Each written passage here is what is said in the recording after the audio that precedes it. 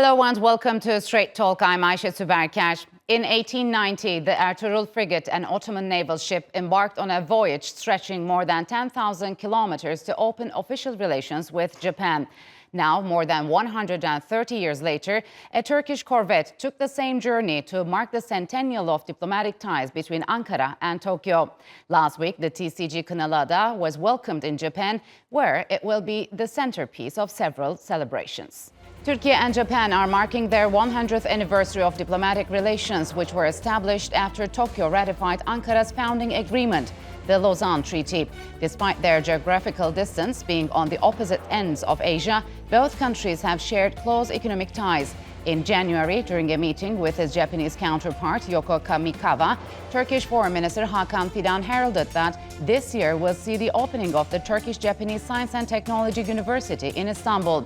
With both countries being located in active seismic zones, they have assisted each other in the aftermath of devastating quakes for decades. Last year, after powerful quakes struck southern Turkey on February 6, Japan sent rescue and aid teams to help search for survivors. And to discuss the 100th anniversary of ties, joining me now from Tokyo is Turkey's ambassador to Japan, Korkut Güngen. Mr. Ambassadors, hello, and thank you very much for joining me on Straight Talk. Could you walk us through the events that are taking place to mark the 100th anniversary of diplomatic relations between Turkey and Japan? Well, thank you very much, first of all, for this very nice opportunity. Yes, indeed, we have been working on this anniversary for a long time.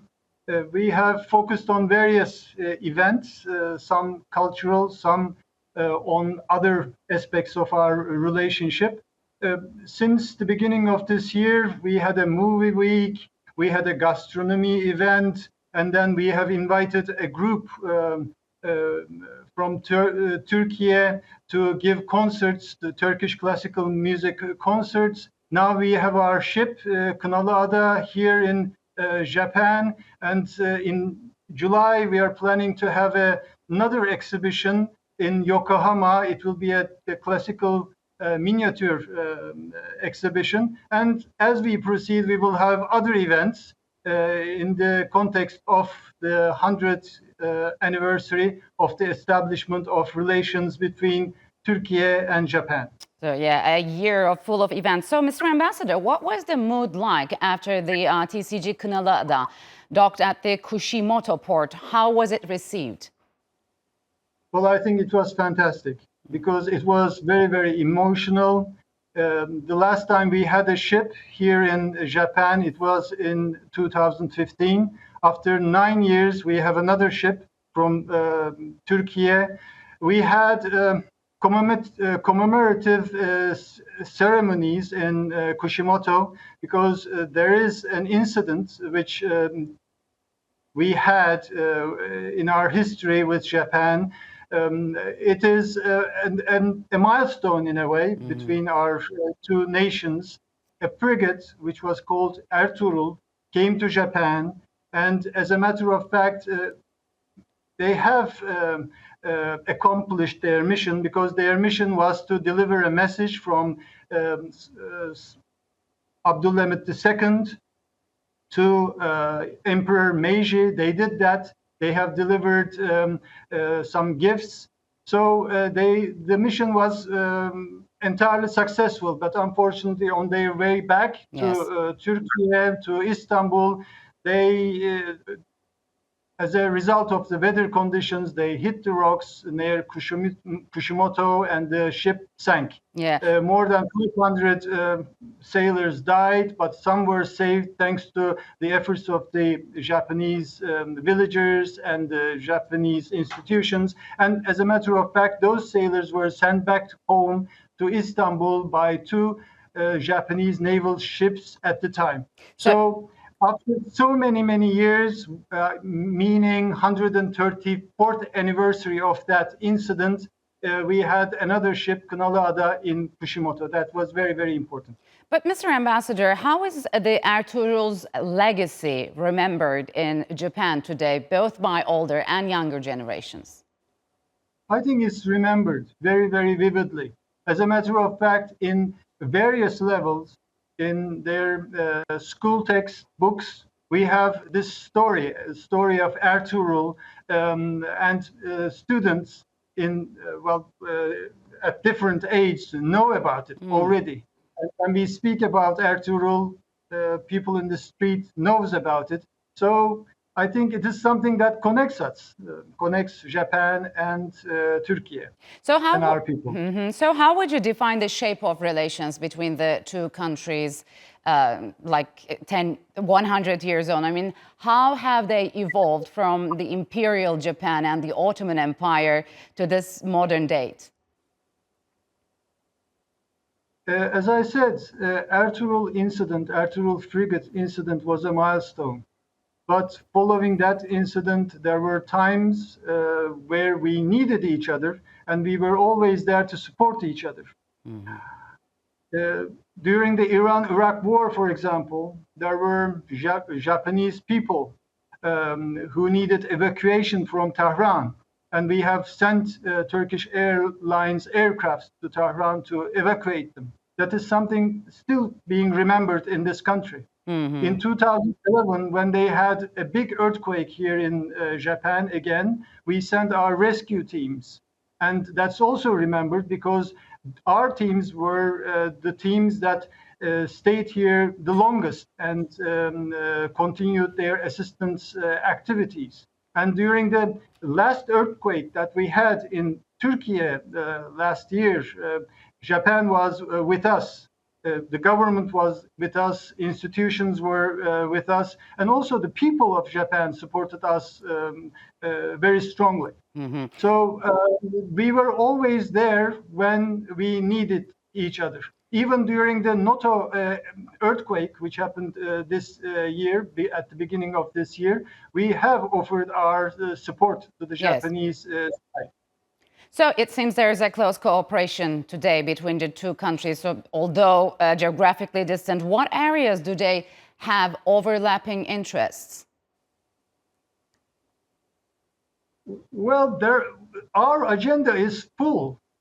We are in touch with the Japanese side on almost everything.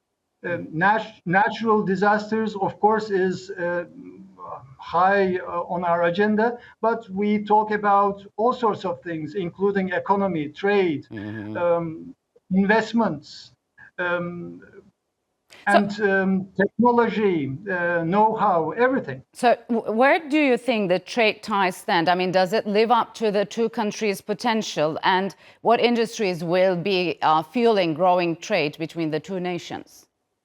Oh, yes. Well, I think there is room for improvement, no doubt. Right now, our trade volume is about $6 billion. So given the size of our economies, Turkey's economy and Japan's economy, I think there's a lot that we can do. We are working on an economic partnership agreement right now. I hope we will be able to conclude that. Next year, we will have an expo in Osaka.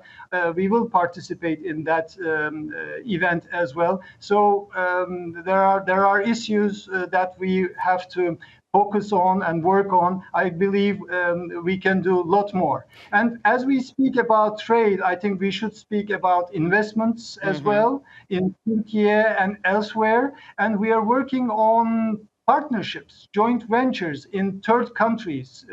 There are very, very good examples in Central Asia, in the Middle East. We can repeat that in Africa and perhaps now in Ukraine. So, Mr. Ambassador, are there any shared concerns of both countries when it comes to security and their standings vis-a-vis the US, Europe, and China? Concerns? Well, let me put it this way. When we speak about regional issues, as well as global issues, I think both countries are impacted. It doesn't matter where they are taking place. We feel the impact in Turkey. I think the Japanese also feel the impact, things happening in our area. So when we speak about security issues, of course, there are various aspects of security. We can speak about energy security. We can speak about food security. I think these are concerns that we share. But there are other aspects of security, I think, impact both countries.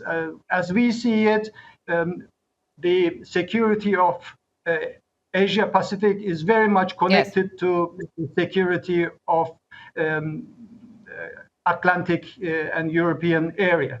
So we know that Japan has recognized the PKK as a terror organization, terror group since 2002. How have Japanese efforts to crack down on the PKK presence in the country played out so far? Is there a cooperation between the Japanese and Turkish governments on that matter? Well, I'll be very, very frank with you about this issue. There are here in Japan groups and persons affiliated with terrorist organization PKK, unfortunately. And we are in contact with the Japanese side. They know what our expectations are, and we have to address this issue together. Yes, PKK is a terrorist organization in this country, but we have to do a lot more. And the reason that we have to do a lot more is our loss is their gain. And we should not allow that to happen because our relations with Japan is important. And I believe they are of the same opinion as well. So what should be done to eradicate that terror organization's presence in Japan, you think? A lot more cooperation. And joint effort is needed, no doubt. All right, Mr. Ambassador, unfortunately, we'll have to leave it here. Thank you very much for joining me on Straight Talk. I appreciate it a lot.